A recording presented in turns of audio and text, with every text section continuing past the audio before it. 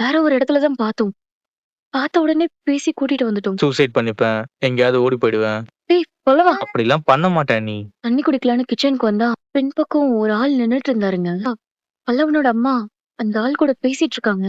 அது அவங்க ஹஸ்பண்ட் தான் நினைக்கிறேங்க. ஏங்க நிஜமாவே இதெல்லாம் நடந்துச்சாங்க? ஆமாங்க. பாவங்க பாண்டி. அப்படி மட்டும் நடந்திருந்தா அவன் என்ன ஆயிருப்பானே தெரியலங்க. அவங்க வந்ததுல இருந்தே எனக்கு அவங்க மேல ஒரு டவுட் இருந்துச்சுங்க. எனக்கு அவங்கள பிடிக்கணுங்கிறத விட பணத்தை சேவ் பண்ணணும்னு தான் நான் யோசிச்சேன். இவ்வளவு நடந்திருக்கு, அப்ப என்கிட்ட சொல்லிருக்கலாம்லங்க. என்ன பண்றது? பல்லவன் தான் பாவம். அவங்க வடக்குல இருந்து தானே வந்தாங்க. வடக்குன்னா நார்த். வடக்கு என்ன பேர் வைக்க போற? வானதி மெக்கானிக் ஷாப்னு வைக்க போறியா? எல்லாரும் தான் கொடுப்போம். எல்லாரும்னா பல்லவன், அண்ணி எல்லாரும் வருவாங்க. உங்க அண்ணியும் வருவாங்களா? அந்த அம்மாவெல்லாம் போயிருக்காதுப்பா. இவனே அடிச்சு துரத்தி விட்டுருப்பான். என் வீட்டுக்கு எவ்வளவு வர்றா போறா, உங்களுக்கு எங்கடா வலிக்குது? அண்ணன் சொல்லவே. Excuse me mister X owner, எப்ப எங்க புது ஓனருக்கு இந்த அக்ரிமெண்ட் எல்லாம் மாத்தி கொடுக்க போறீங்க? இவனுங்களை மட்டும் எதுவுமே சொல்ல மாட்டேங்கிறாங்கப்பா.